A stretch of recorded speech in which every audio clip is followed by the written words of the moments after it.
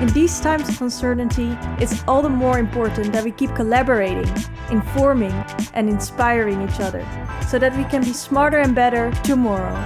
Welcome to the Pakhuis de Zwijger livecast.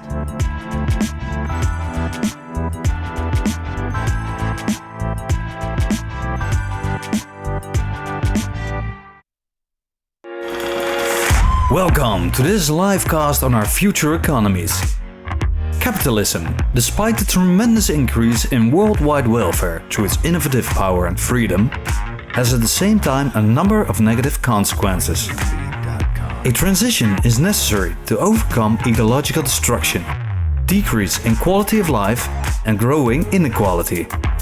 Given geopolitical developments, Europe has an important role to play in this transition. In the livecasts, we will start an open dialogue and discuss this transition with internationally renowned economists from all over the world. Questions will pass by, such as: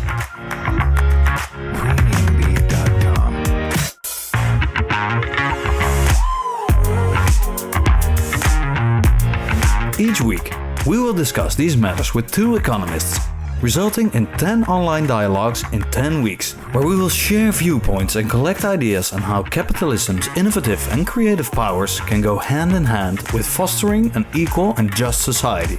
A different subject every week. Together we can build a basis for economies that are beneficial to all of us. You can participate by putting your questions and remarks in the chat. So, let's talk. Welcome to the 6th edition of the series Future of Capitalism, a series initiated and designed by Moral Markets in collaboration with Pakhuis de Zwijger. Tonight we're going to talk about inequality on a worldwide scale, because it has been reduced, worldwide poverty, tremendously over the last couple of decades. International trade and neoliberal economic policies are said to have contributed to this success. But at the same time, it remains questionable if these successes can be celebrated, given the so-called developing countries' increased inequality and increased dependency on volatile international markets. Tonight we will discuss on how, on both the national and the international level, economic instruments can be put into place that will enable markets to serve the poor. Nobel Prize winner Muhammad Yunus will highlight the role and development of microcredits, among other things. And UN SDG advocate Jeffrey Sachs will talk on the impact on SDG goals. These 2 remarkable thinkers will be part of this dialogue tonight. Let me introduce them to you. Mr. Professor Muhammad Yunus is a Bangladeshi social entrepreneur, banker, economist, civil society leader, and of course, well known around the world because he won the Nobel Peace Prize for funding the Green Bank and pioneering the concept of microcredit.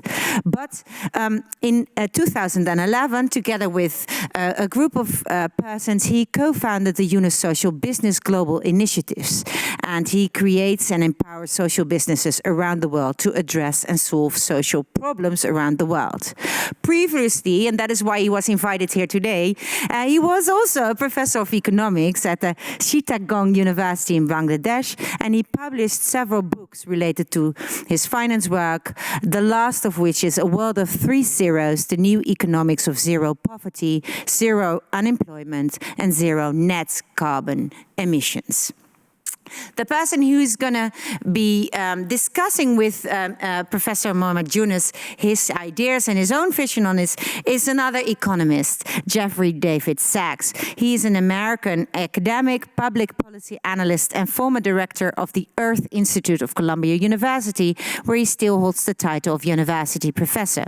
He is the director of the Center for Sustainable Development at Columbia University and president of the UN Sustainable Development Solutions Network. work. He's an SDG advocate for the United Nations, Secretary General Guterres on the Sustainable Development Goals, and has previously served two other UN Secretary Generals, Ban Ki-moon and Kofi Annan, as a special advisor related to the Millennial Development Goals, the predecessor of the SDGs. He's also the co-founder and chief strategist of the Millennium Promise Alliance, a non-profit organization dedicated to ending extreme poverty and hunger, and co-editor of the World Happiness Report. Written, of course, many books, Mr. Sachs, but the latest, The Ages of Globalization, Geography, Technology and Institutions. These two gentlemen are here via internet here in Amsterdam, one in America, one in Bangladesh. And thank you so much, Mr. Yunus, for doing this, because it's late in the evening already in Bangladesh because of the time differences. And the third person who is going to inspire us today is representing as a think tank of young economists, and we will kickstart this meeting with her. I hope you give her all the energy and to listen to her kickstarting this meeting.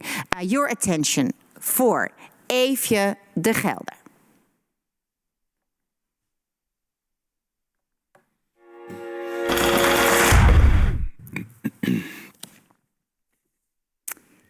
Yeah.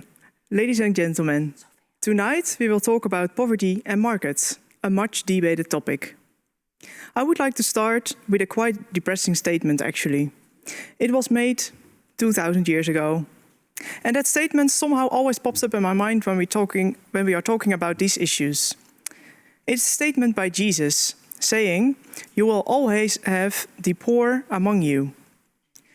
So far, according to many reports, despite many attempts to eradicate poverty, he has been proven right. The question remains, will he be right for the upcoming decades? Or are we able to beat poverty for once and ever?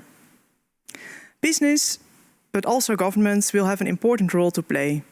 The question is, who and how? Last week, a report was published by the Dutch Ministry of Foreign Affairs titled "From Education to Obligation." Companies, despite many voluntary regulations, are lagging behind in taking into account the detrimental circumstances of people in the value chains they are part of.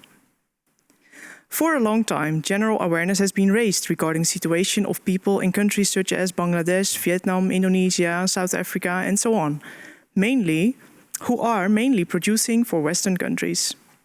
The situation of these people is often characterized by being underpaid for labor and products, detrimental working and exchange conditions, and as a consequence, lacking opportunities to live a dignified and autonomous life. The incidents in the clothing industry, the 2013 Rana Plaza accident, resulted in more than 1,000 deaths due to bad working conditions in the factory. These pictures are still vivid in my memory. However, market actors in sectors such as cotton, coffee, tea, flowers, and you name it, seem not to be able or even not to be willing to take responsibility.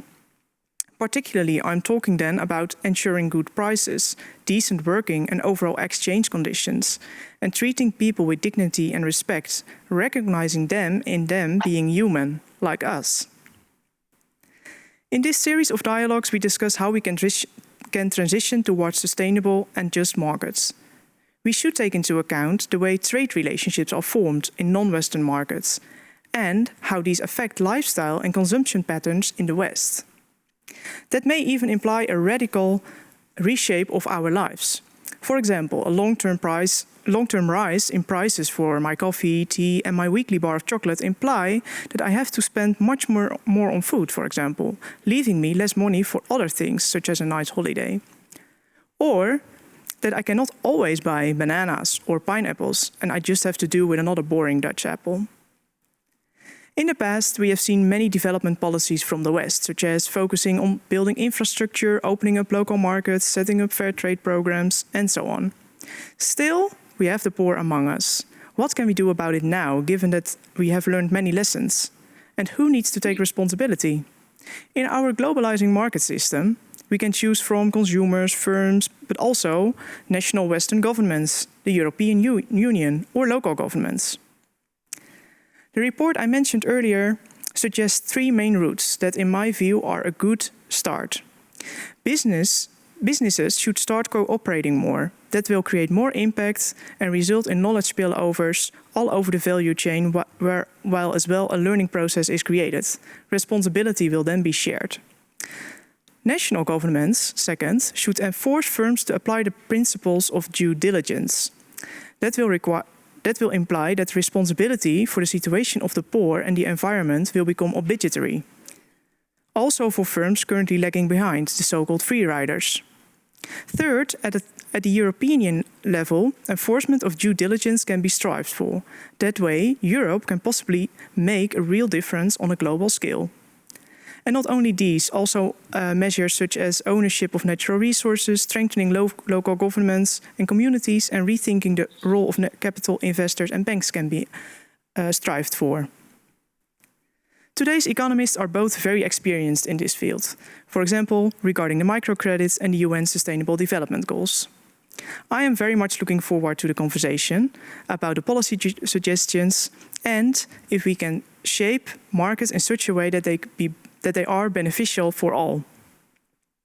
I now want to turn back to Jesus. Not only will we always have the poor among us, he added, "You will not always have me with you." Since indeed Jesus is no longer among us, I'm glad we still have economic scientists. Hopefully you can offer a more encouraging perspective on the presence of the poor among us. Thank you.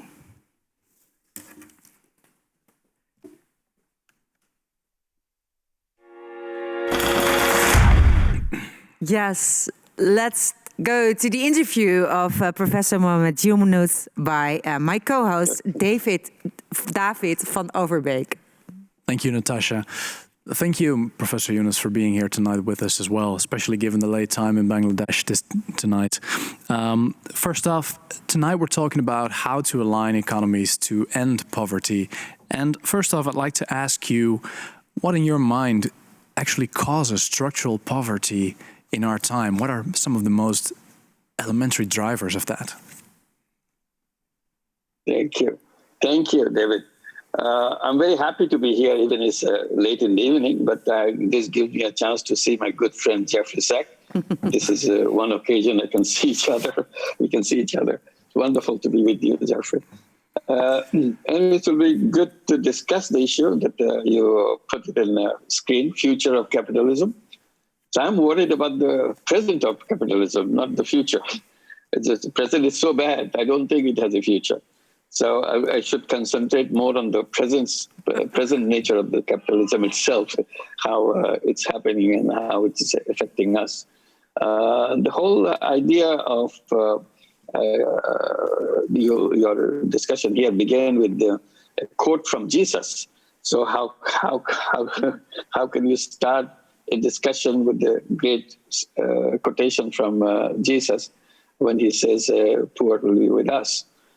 Because from my stand always is poverty doesn't belong to any civilized human society. It's not part of the civilized human society. We can do it, and it should be put to museum, poverty museum, as soon as possible. Poverty belongs to museum, not in human society. It should be a matter of something of the past, not in present. And it's possible to do that. So this is where my departure with Jesus, what he said is, "You will always be with us." It shouldn't be with us at all. It should be, we should be parting with.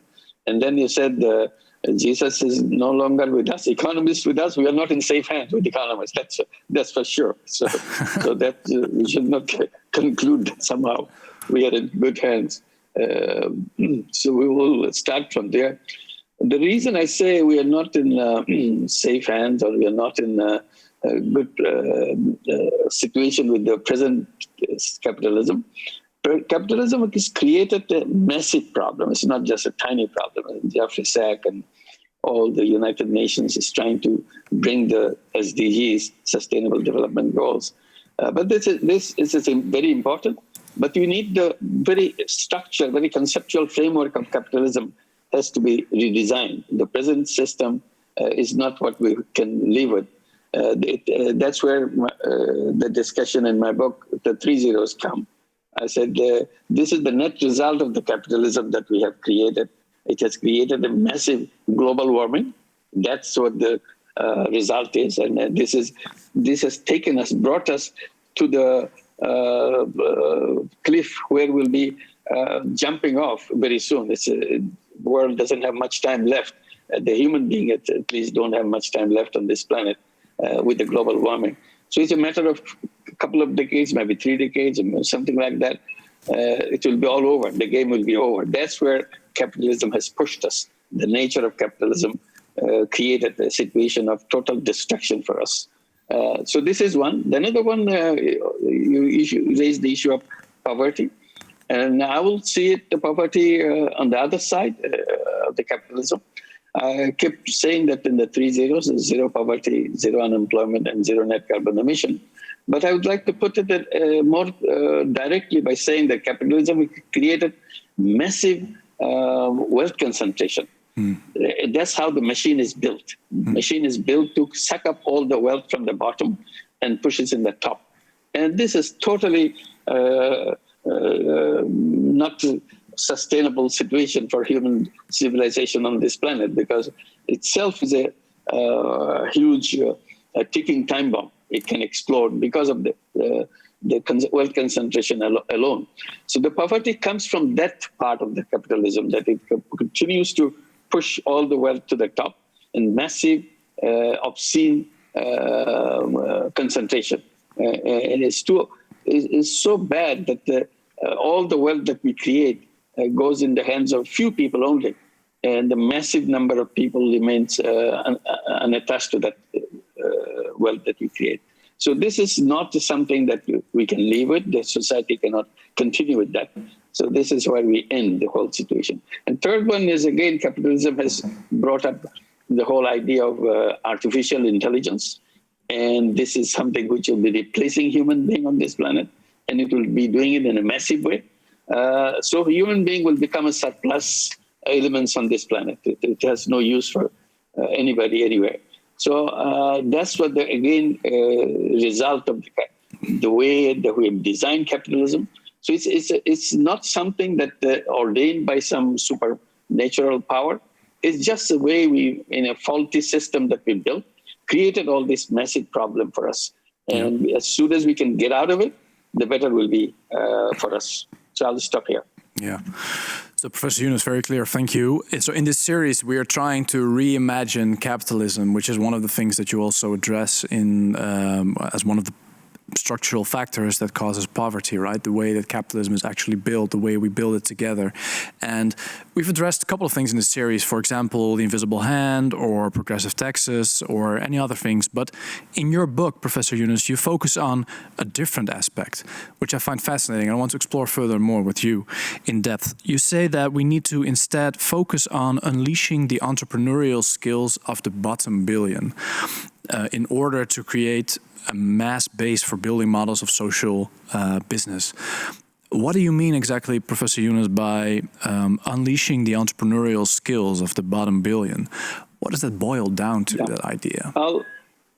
I'll quickly touch on these 2 points. One is the entrepreneurial capacity, and that's where I think capitalism went the wrong way. Capitalism is based on the interpretation of human being as someone who is driven by self-interest. And it has created a selfish world by itself because of that starting point as a self-interest. I think it missed the point that human being is not only driven by self-interest, it's also driven by common interest. That common interest part is completely sidetracked, completely abandoned by economists as a subject, as a theory.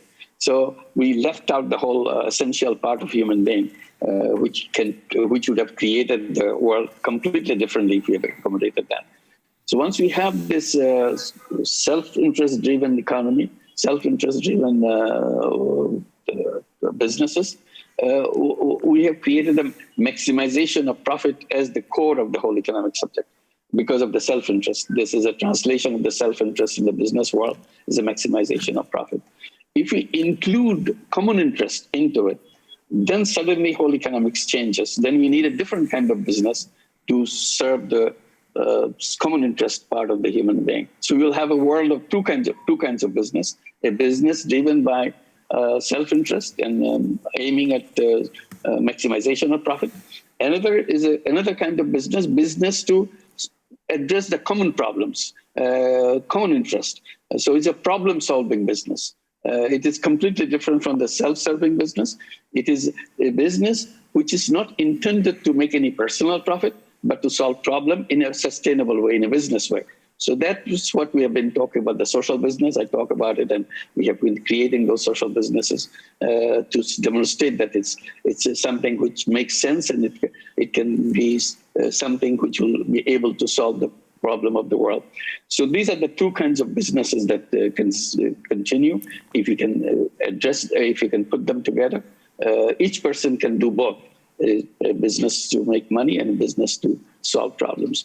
So this is one part that the social business part comes in. The other one, we said economics went wrong by interpreting human being as someone whose destiny ends up with the job seeking. So you have to find a job. So the capitalist system has created a whole notion that young people should grow up and look for jobs. And job is the only thing that they can they can get through their life. So once you get the job, your life mission is complete, and you move step by step until you retire from the job.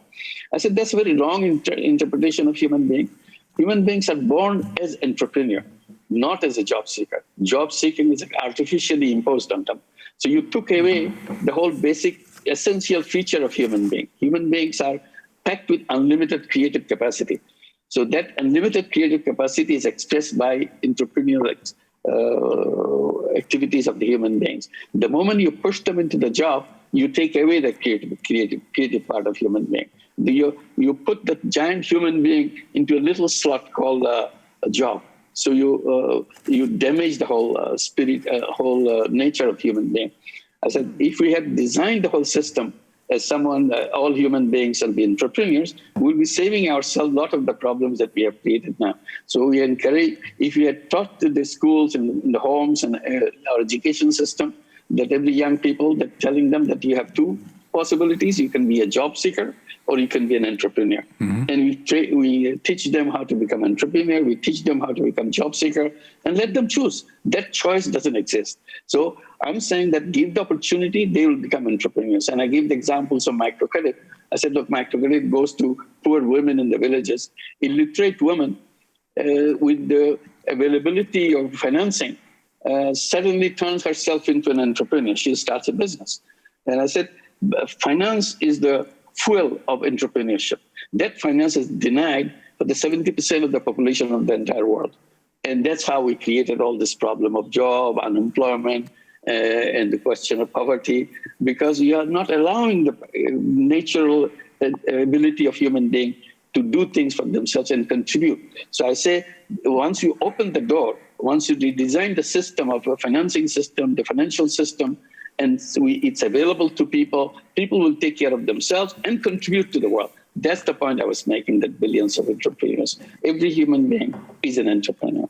Yes.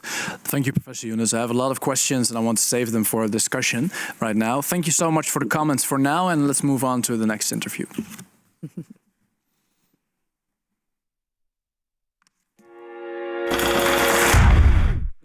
And my co-host David van Overbeek is going to interview Jeffrey Sachs. Thank you, Natasha. Thank you for being here with us tonight, Professor Sachs. Pleasure. Tonight we're discussing about how to align economies to end poverty. And I want to start off with your book that you published in 2015 and move on later on to the latest book you've just published. In your book, The Age of Sustainable Development, you analyze the challenges of achieving economic growth while protecting the environment and achieving an equitable distribution of resources. This is also the theme of tonight, no surprises there. Before we start with the book, I'd like to ask you the question, what is the biggest myth concerning sustainable development that you keep hearing? Well, I think there are many misunderstandings, but the most important thing to know is that it is achievable. We have to get beyond platitudes. We don't have a free market economy. We shouldn't have a free market economy. We have a mixed economy with complex institutions, and our job is a complex one to understand better how to change institutions in light of changing needs. I'd actually like to go back to Jesus for one moment, if we might. He did not mean what could be casually interpreted in Matthew 26. He was specifically saying, when this woman is anointing me, she's preparing me for my burial. He was not making a sociological statement, nor was he making a forecast 2,000 years later. And I think it's not helpful, actually, to take these things out of context. But Jesus is with us in a different sense as a great moral teacher. Among great moral teachers in our history, he reminded us to be kind to the poor and said that feeding the least among thee feeds me. And that, I think, is a present sentiment, which is that our societies need an ethical orientation to ensure that there is availability of human dignity and basic needs for everybody on the planet.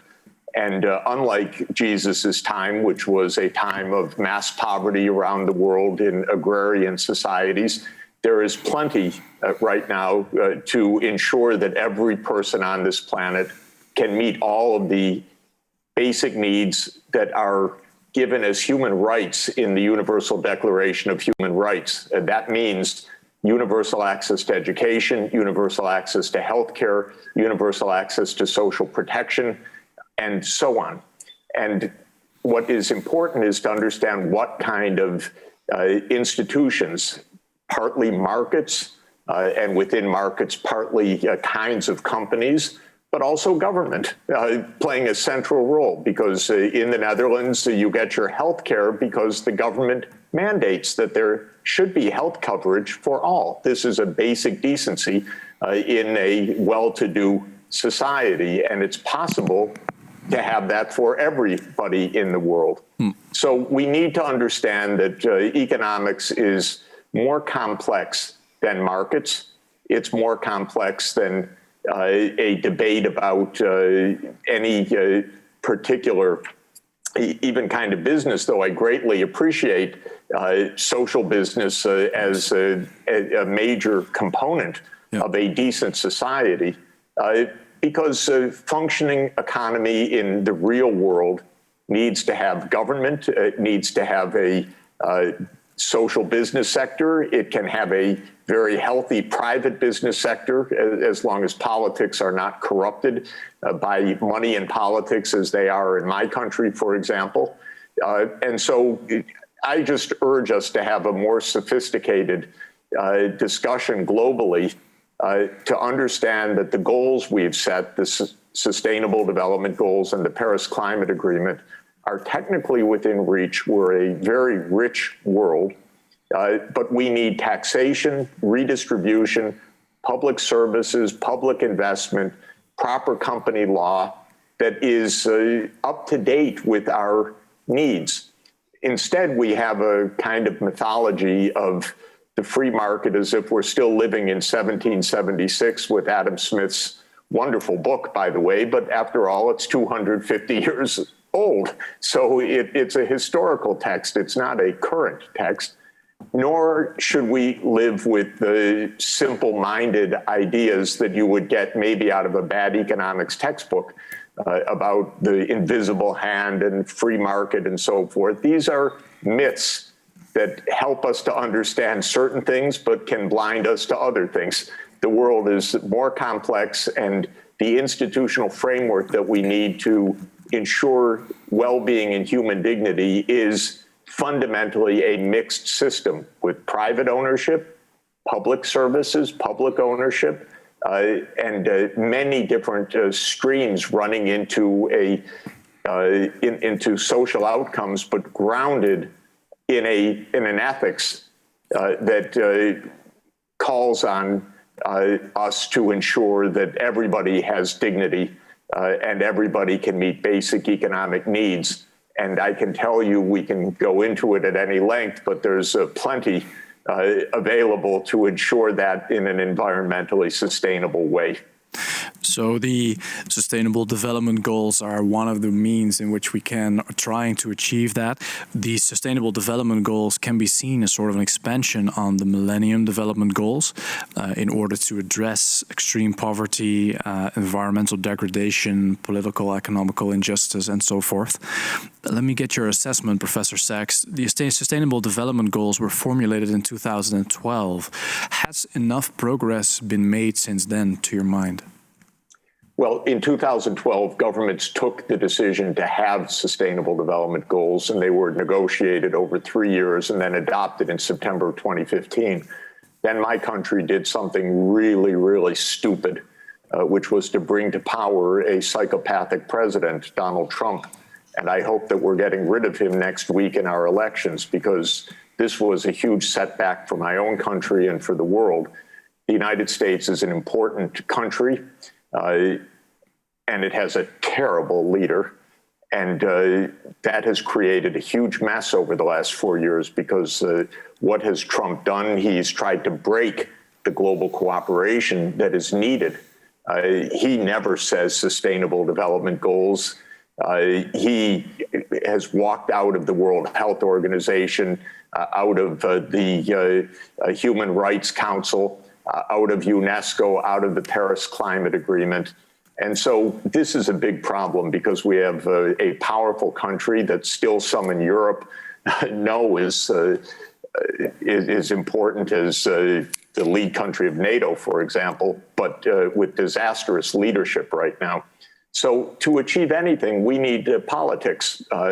And we need enough public understanding. And I really hope that the United States public delivers next week. It's no sure thing, by the way, that we'll count the votes right or how they'll come out. But if we have Trump continuing, we will not achieve the Sustainable Development Goals. I fear that we will actually descend into global conflict. If we get rid of Trump, then we have the opportunity both to stop the pandemic, because this terrible president has done nothing to stop the pandemic in the United States, and then we can get on to sensible rebuilding and global cooperation.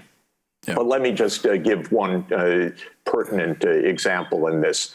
During the pandemic, the online economy has soared. Of course, we live online, basically, many of us. And those who own the portals of the online economy, like Jeffrey Bezos or Mark Zuckerberg, have had an increase of wealth that is virtually unimaginable for us. There are now 500 people in the world that have a net worth combined of $6.8 trillion. And the top 10 people in the world have a net worth of basically $1 trillion. Now, the United States political system is so corrupt that these people are not paying taxes properly. They are not contributing to the public good adequately. And this is something that needs to be addressed. If you have 500 people with $6.8 trillion of net worth, it tells you two things. One is, just a few people in the world could finance the solutions for billions of people. Literally, a few hundred people could finance solutions for billions of people. And second, they're not called to do so. They're not reading Matthew 25, where Jesus says it's your responsibility, or that for a rich person to enter heaven is like a camel passing through the head of a needle. As not to quote scriptures too much, but the point is that we do not have a balanced society right now. We have an imbalance of wealth that is so huge that solutions that are at hand are not being taken.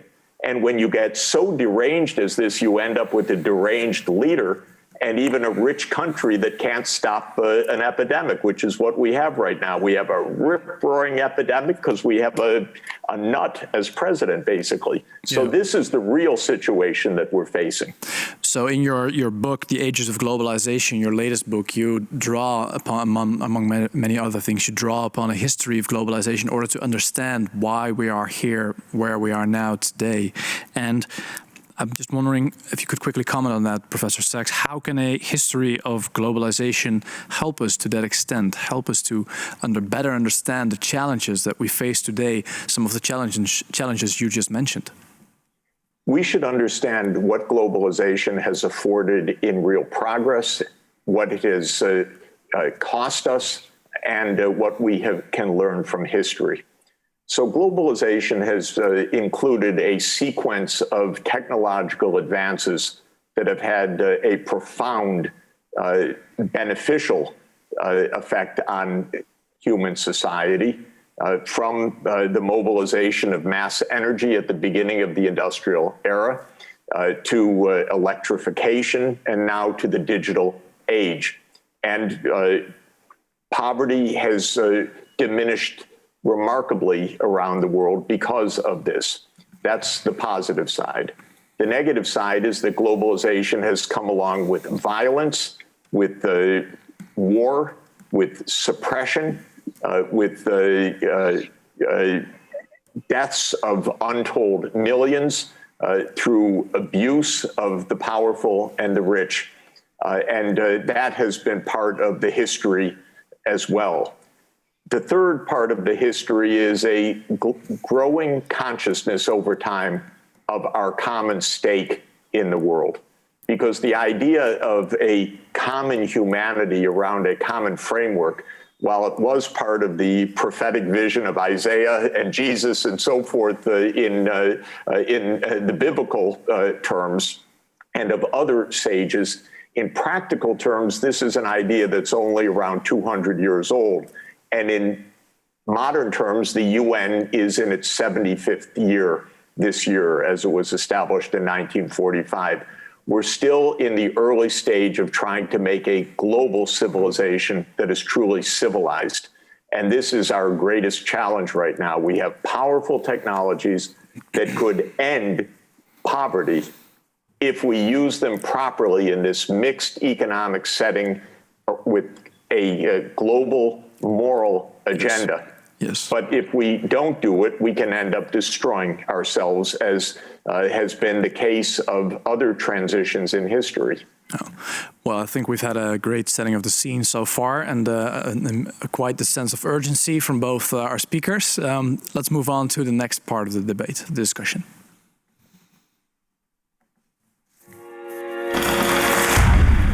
Yes, and in this part of this session, we cross the two speakers, of course, and it's an open and free discussion, hopefully, from two parts of the world. But of course, you already said that Professor Yunus already said that you're very happy to meet each other in cyberspace. So let me first start by asking Professor Yunus to respond, of course, to what Jeffrey Sachs called a sophisticated discussion on what kind of institutions we need today. Yes, definitely. This institution is the key. But before the institution, what I'm saying that we have to find out what is the purpose of the economy. What is it that we want to achieve with the economy? Yes. That purpose is very important. Then we build up the pieces. That's what we do.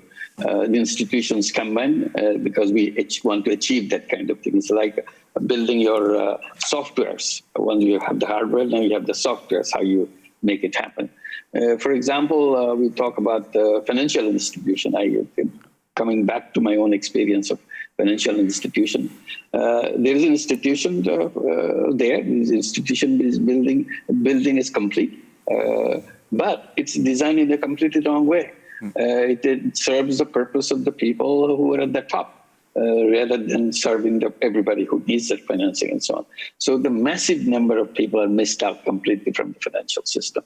And I was making the point that entrepreneurship is fueled by the financing. So if the financing institution is not available, that entrepreneurship doesn't come out in the fraud.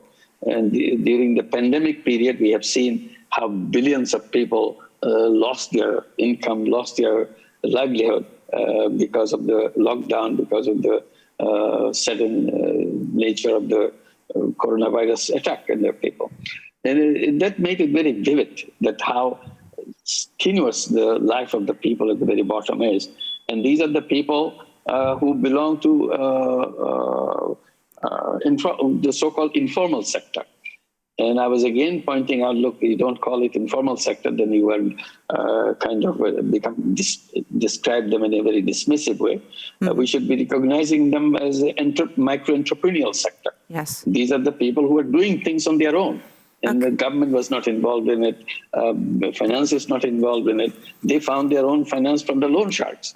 And the loan sharks are the one who benefited from their existence because they are the one, and the micro entrepreneurs making whatever income they make, the bulk of it goes into the hands of the loan sharks because there's no formal institutions we have designed. So the wrong design of institutions is a reason why we have created all these problems. So that's the point I wanted to raise. An institution is important. It's what kind of an institution? Okay. What purpose? But the purpose has to be defined. But both of you said something about the purpose. Professor Sachs said that we need an ethical orientation towards human dignity. Yeah. And you said, of course, that poverty should belong to the museum. So a civilized society does not know poverty anymore. So if we would ask ourselves, what kind of institutions should we design if we are rethinking, reimagining capitalism in this series? What do we need to change if we want to reach that purpose? A poverty-free world, a poverty where world where human dignity is met, is for all humankind. What institutional changes do we have to think about, Mr. Sachs? Thank you. First, let me say that I think a good starting point for us is the Universal Declaration of Human Rights, the UN Charter, and the SDGs, the Paris Climate Agreement, the Convention on Biological Diversity. Indeed, I think we have a lot in place. Second, I think it is important that, say, the Dutch economy domestically or the social democracies of the Nordic countries, I believe are very well-functioning societies within these questions. Poverty is extremely low. Human freedom is high. Prosperity is high. Mobilization of technology is high. The commitment to moving now to a zero-carbon economy is strong. I don't want to pat you all on the back so much, but I do think that from a practical point of view, if the world lived like Holland or lived like Sweden or Norway, we'd say pretty good for humanity. Well done. You know that in our measurements, I mean, we score last in the European Index for Sustainable Energy. Right. So I know because you had natural gas, you had many things, but it's time to move on. Yes. And I believe you will do so. But I think that the European Green Deal is a very good practical question. So the question is, what's missing? Or what would it take, to put it in a simple-minded way, for the world to live like the Netherlands or like Sweden? Is that possible? Some people would say, oh my God, no, that would break the planet 10 times over. That's not quite true. It depends on how we use energy. If it's from fossil fuels, disaster. If it's from wind and solar, we do just fine because we have plenty of that available and good technology. What is missing, among other things, lots of pieces, but one is the international financing side doesn't work. And let me give an example. For the Netherlands to live like it does in a cohesive society, taxation is nearly 50% of GDP. And then there's massive distribution of public services, universal access to health and education and infrastructure. Because the Netherlands understands to live in a decent way, you have to tax heavily and redistribute. And this is completely true. But we don't do that globally. So we leave the poor behind globally because all of this redistribution stops at the national border. This is, back to Westphalia 1648, the idea that we live in a nation-state world and you don't really have to care about others, or maybe you want to conquer them, or maybe you give 0.7 of 1% of GDP to them, but you don't really think of them deeply. This is the first thing that we need to overcome. We need a global understanding and a global fiscal system. I'm not saying that we're going to transfer 50% of world income globally, but 0.7 of 1%, is that the best we can do? And by the way, the United States has rigged the system together with the UK and a few other countries, and Netherlands plays this game and Switzerland plays this game to provide tax havens so that the rich people can hide their money. And the Dutch sandwich is part of many of these tax deals. So we don't play fair globally. We do well domestically. That's where the votes are. That's how it's organized. But when it comes to being global, we say that's someone else's problem, or here's a tax haven to hide your money, or some other thing. So what's missing is the global systems, in my view. That's one part. Second quick point. The Netherlands has a quite progressive view of what businesses should do. Multi-stakeholder ideas are built into Dutch company law.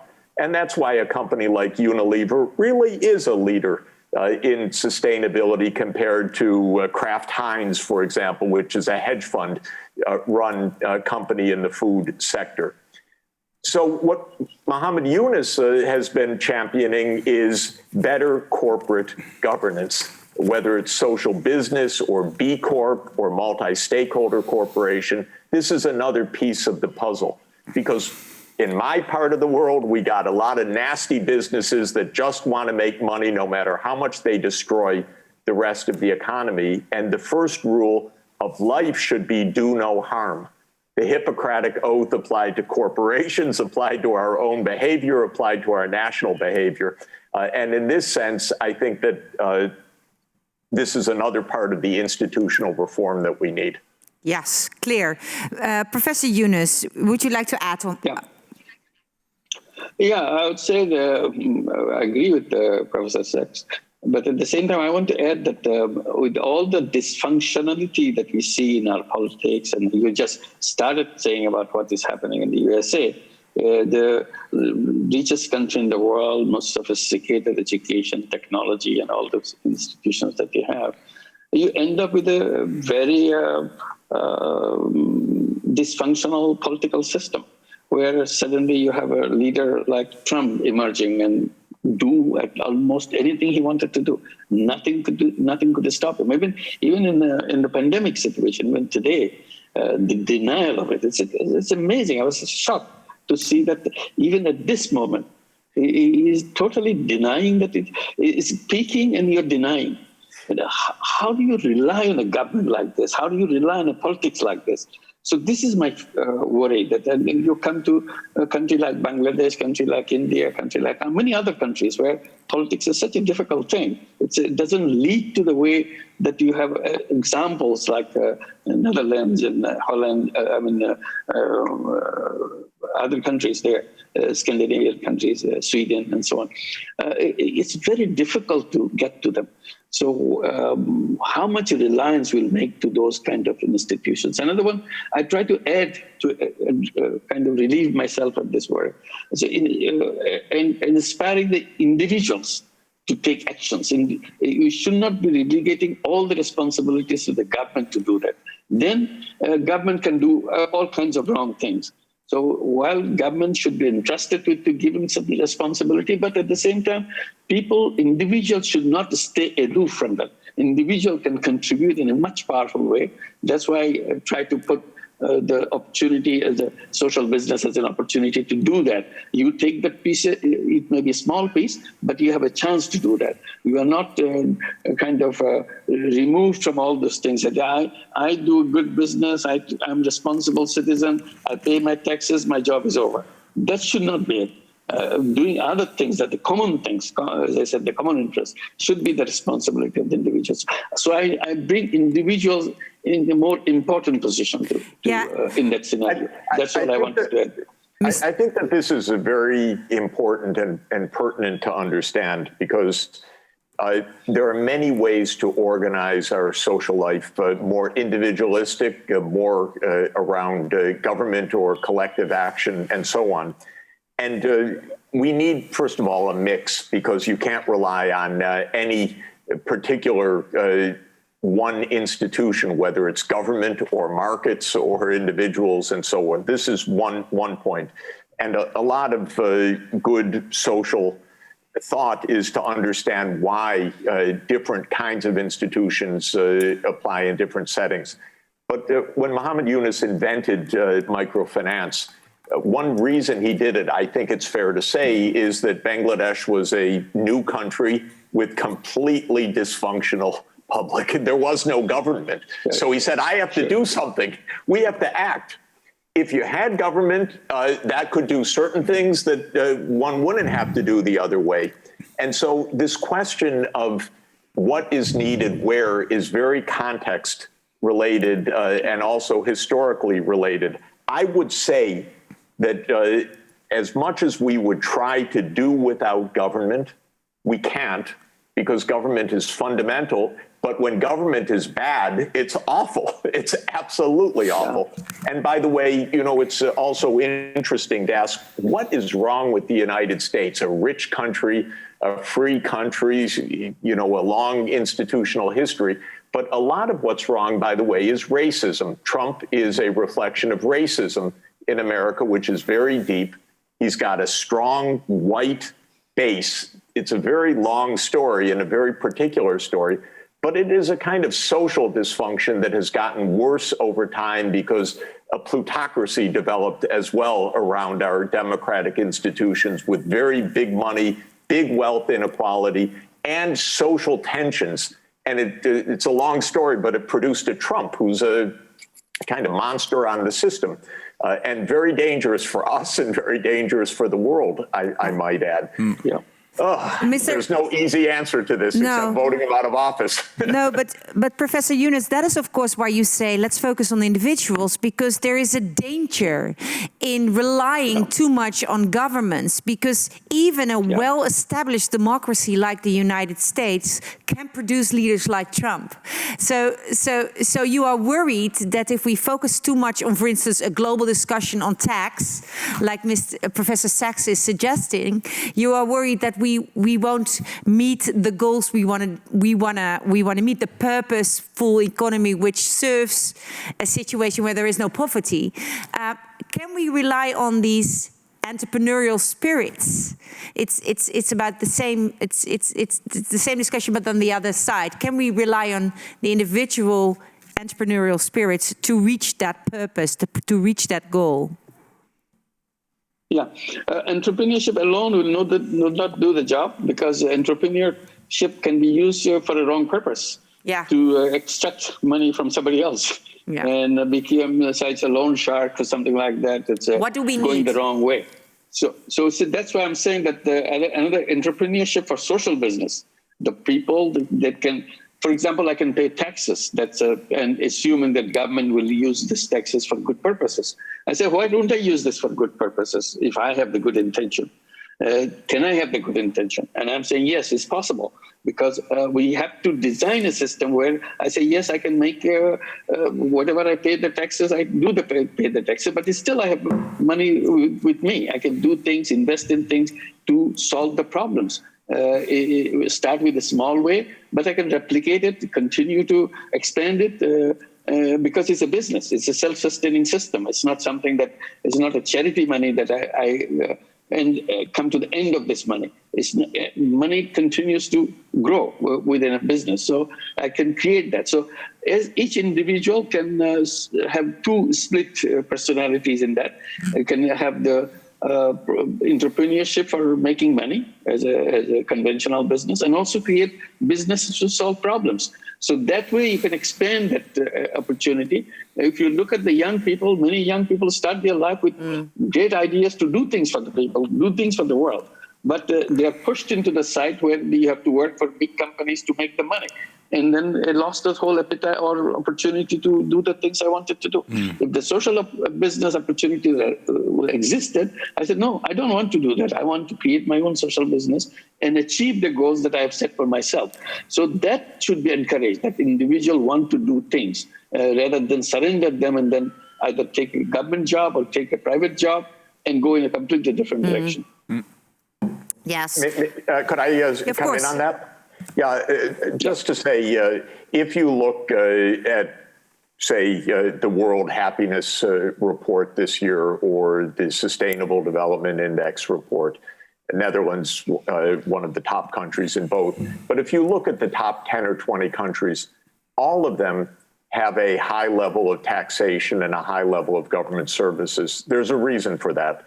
If we are really going to have health for all or education for all, there is no proven case anywhere in the world other than through government provision. Clear. I want people to know that. Yes. So Muhammad Yunus lives in a country with very difficult governance. I do right now myself. We have to put attention to fixing governance. It's not so simple. Politicians can be awful in certain contexts, quite dangerous, in fact. But governance for the human good is extremely important. It's an idea that my favorite philosopher, Aristotle, wrote about 2,300 years ago, that politics is for the thriving of the society, of the polis. And I don't want that to go away because we need to fix government. Yes. Also, if this is going to work. Clear. If we want to reimagine capitalism, we also have to strive for functioning government. Clear, Absolutely. clear. Mr. Yunus, it's very late in Bangladesh. So I'm going to ask you to give your closing statements, and then I'll have some questions from the audience, but I'll direct them to Professor Sachs. So for you now, the opportunity to give some closing remarks. Well, I would like to mention that we are going through a pandemic period now. That pandemic has given us lots of experience, lots of time for reflection, what we have done right and what we have done wrong. And we see lots of wrong things emerge in front of us. And at the same time, I see tremendous amount of eagerness to go back to pre-pandemic world. And I keep raising the question, why do we want to go back to the pre-pandemic world? That was a terrible world. That's what I started saying, that it's a world with the global warming, with the wealth concentration and all that. So why do we want to go back? Why don't we take this opportunity to go a different direction? Now that we have somehow slowed down or stopped, so this is a good opportunity to redesign and redirect ourselves. And if we have created a world of global warming, we should be creating a world of zero net carbon emission. So we take a completely opposite turn. If you have created a world of wealth concentration, we create a world of zero wealth concentration. Why don't you start from that? Well, if you have gone into massive unemployment, why don't we go for zero unemployment? So this is an opportunity to design and start, make the first step in the right direction, rather than going in the wrong direction. So basic decision should be right now, no going back. Let's try how to make that happen, and let's achieve the goal that we set for ourselves. Thank you so much. I also saw your plea for that a global vaccine for the virus should be a global common good. That's right. Yes. It should be a global common good. Indeed. Yes. Thank you so much for participating from Bangladesh. I'm going to say goodbye. Thank you so much. And I have some questions for Professor Sachs now, but thank you for joining us, Thank you, Professor Yunus. Thank you. Thank you very much. Yeah, because Professor Sachs, of course, the conversation between the two of you, we don't have to ask any question because you can just have a conversation among the two of you. But we have actually some people who are watching this and who want to participate. Wonderful. Let me go to one of the things which you said. was that the corrupt system, of course, in the US, your Trump story. She says, Elisa Terragno Bogliacini asks us, but in the SDGs do not seem to tackle the power imbalances in the world. And that's also, of course, also related to Eefje's opening statement, where she said the power imbalances, for instance, in supply chains should really change. How do you comment on that statement? The idea of sustainable development and the sustainable development goals is universal access to human goods. And so in this sense, it is subversive of high inequalities, believe me. That's why it is resisted or ignored. But SDG 10 specifically calls for reducing inequalities within and among nations. That's a breakthrough. I don't know how the U.S. ever signed on to that. It's so different from our dominant ethos sometimes, but it's a very important goal, specifically agreed by all governments to reduce inequalities. There's no magic to reaching utopia overnight, but the Universal Declaration, the SDGs, and the Paris Climate Agreement all point to universality, social justice, social inclusion, and reduced inequalities. And within that context, we have our politics ongoing at every moment. Yeah. So perhaps an example here, Professor Sachs. Recently, we heard about the lithium extraction in South America, and I think this is one of the examples in which you can see kind of this core-periphery dynamic on a globalized scale, where we have this core, the Western world perhaps, and in the periphery where all the, for example, the lithium is mined or the cacao beans are grown and then shipped towards the Western world.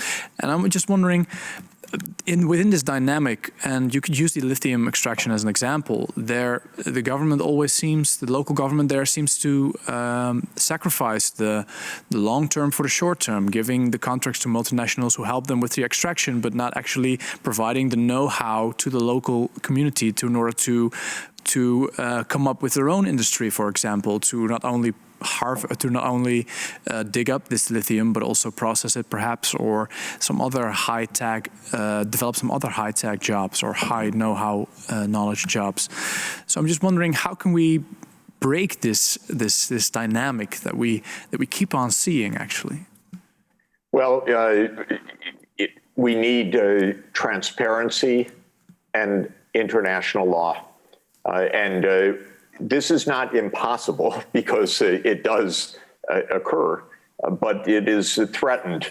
The United States historically has been a bully in Latin America, and when it didn't like a government, it overthrew it.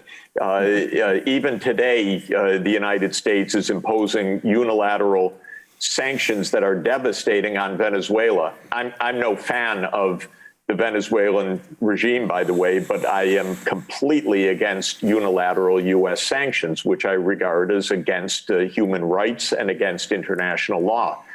So I would like to live by international law and by the UN Charter. And it's a little like the Ten Commandments, I suppose, or anything else, which is that these ideals are not lived up to. But it doesn't mean that we live in a complete cynicism as a response. Rather, we need to do better. Yeah. And we need transparently to hold ourselves to account, because we have reasonable ideas of what is decent. We just don't honor them when you have indecent leadership like Trump or others. But frankly, I have some confidence in Europe playing that role if it is not cowed in that. For example, Europe is talking about, Germany is very advanced in talking about sustainable supply chain legislation. Please bring it on as soon as possible. This would be a practical advance. Thank you so much, because that is actually the question Johan Gelderblom wanted to ask you. He said, if the global role of the US is problematic at the moment, what do you expect from Europe? Can they play a more active role than they already are playing? And this, of course, is a practical suggestion from your part to actually, well, fill in that role. let me say this, and I mean it seriously with some note of alarm. If somehow Trump stays in power, the dangers for the world are extremely high. The man is mentally unstable and very dangerous, in my opinion. If Biden is elected and peacefully takes office, which I count on but can't be assured, the situation will look vastly better, on the other hand, than it does right now, because we're going through a period that is absolutely irrational, and Biden is a rational and decent person, both individually and politically. So we would have a much better chance of decency if Biden is elected. Clear. Now, having said that, Europe has done something extremely important this year, and that is adopt the European Green Deal. This is really a wonderful framework. It's the most sophisticated, advanced framework we have. You should be very, very proud of Frans Timmermans. He is really the author of this. He's our leading global politician in sustainable development, has done a wonderful job. And Europe has provided a kind of role model because it is decarbonized the energy system, it is farm to fork land sustainability, it is a circular economy. Those are the three big pillars that we need. And then Europe went on properly on wonderful diplomacy. The High Representative VP Borrell's discussing with China. And China, lo and behold, announced net zero by 2060 at the UN, President Xi. Great step forward. Today, Japan has announced net zero emissions by 2050. Big advance. President Biden will announce that January 20th, 2021, if he comes into office, which we're counting on. Then we're going to start to see, the pieces could come into place for some decency in this world. But I would say Europe has the lead right now on sustainable development and the most coherent framework, and it's one that I think can play a leading diplomatic role. Yeah, thank you so much. There were also some other questions about whether, if you talk about that only a few people have trillions of dollars, whether we can solve poverty only by redistributing that money. If we would be finished if we would just do that, but of course the entire talk we had already is already your answer. So I'm going to leave it. Let me just give a quick point on this.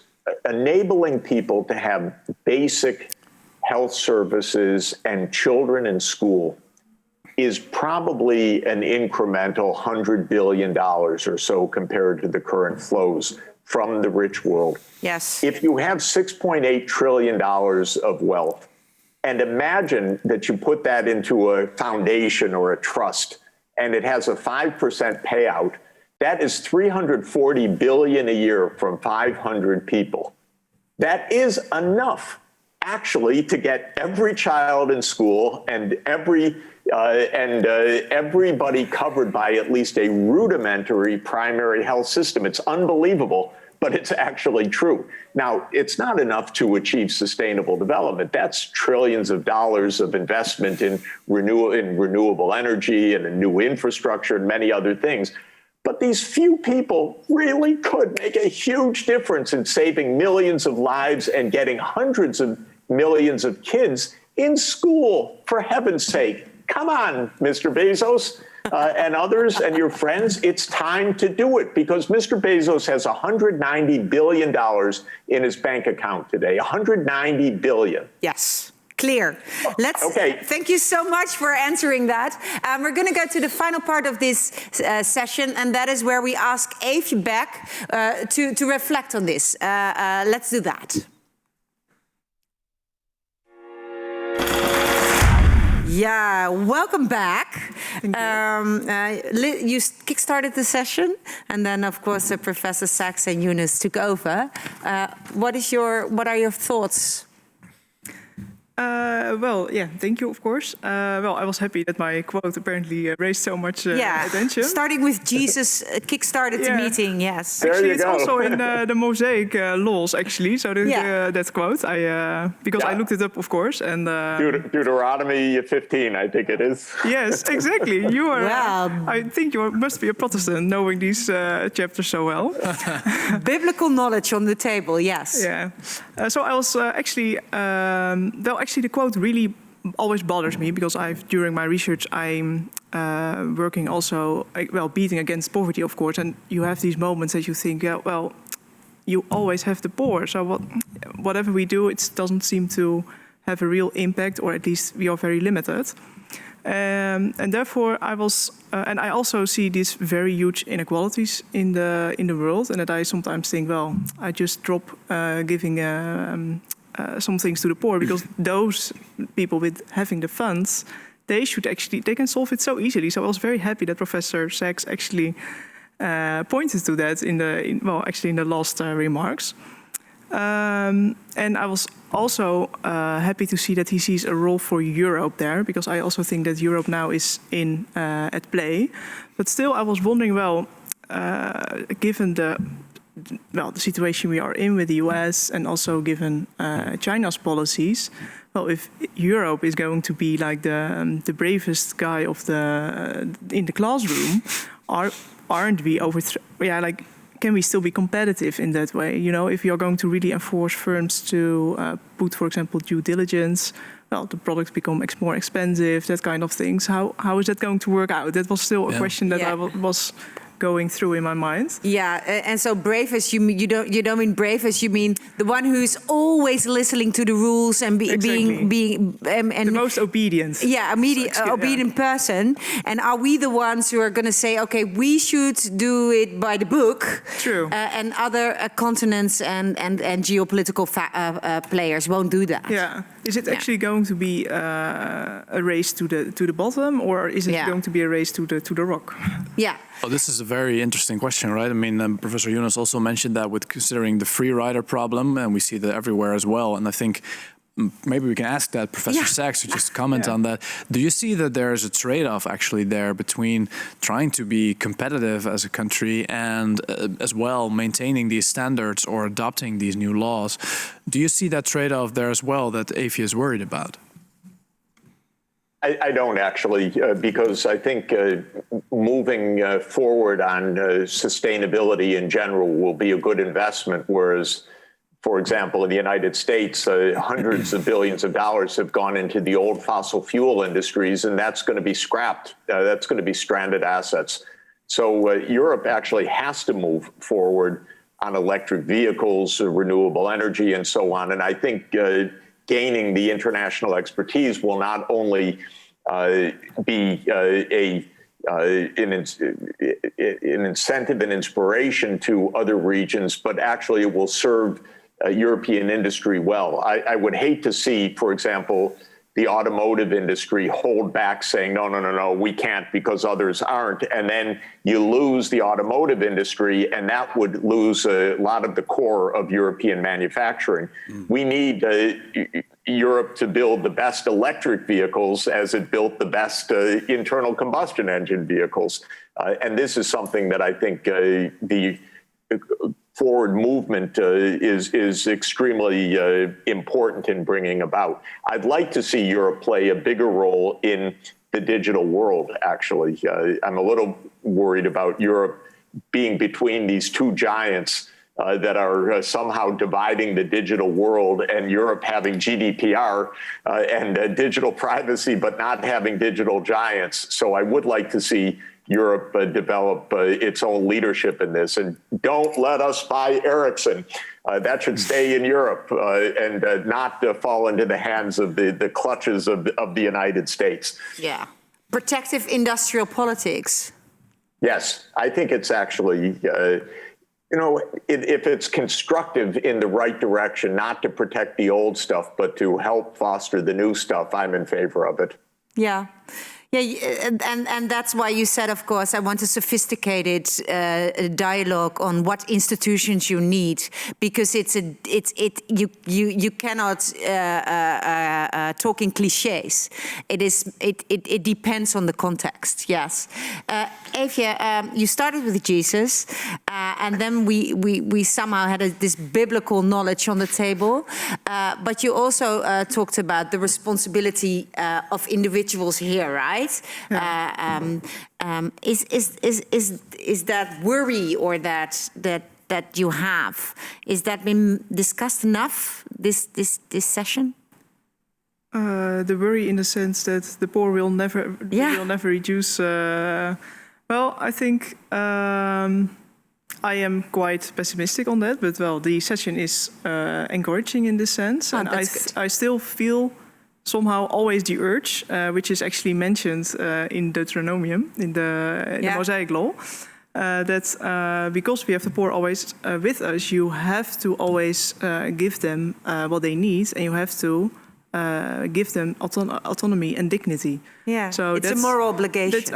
And that's also what Jesus, of course, also points to in his overall teachings. And somehow I always feel the urge to still strive for reducing poverty.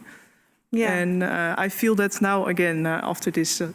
I think that's good because both speakers actually spoke to that, right? The ethical notion, exactly, as with the UN Declaration as a starting point, and the SDGs and the Paris Agreement as the manifestation of a worldwide acknowledgement of that moral obligation. Exactly.